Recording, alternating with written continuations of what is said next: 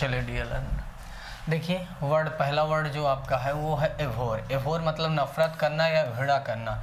ए मतलब एक आदमी, भोर मतलब सुबह। कोई आदमी, एक आदमी भोर में सुबह 3 या 4 बजे आपको डेली जगाएगा तो उससे आपको नफरत या घृणा हो जाएगी। एक आदमी जो भोर में आपको जगाएगा डेली उससे आप नफरत करने लगेंगे। तो एभोर मतलब नफरत या घृणा करना। मैंगल का मतलब बिगाड़ना या नष्ट करना। तो मंगल पांडे ने, आपने मंगल पांडे का नाम सुना होगा। मंगल पांडे ने अंग्रेजों के प्लान को 1857 की जो क्रांति हुई थी उसमें बिगाड़ दिया था। तो मंगल पांडे ने अंग्रेजों के प्लान को मैंगल कर दिया था, बिगाड़ दिया था। बेलिजरेंट या बेलिकोस, इन दोनों वर्ड का मतलब होता है लड़ाकू या झगड़ालू। देखिए बेली लिखा है ना, बिल्ली,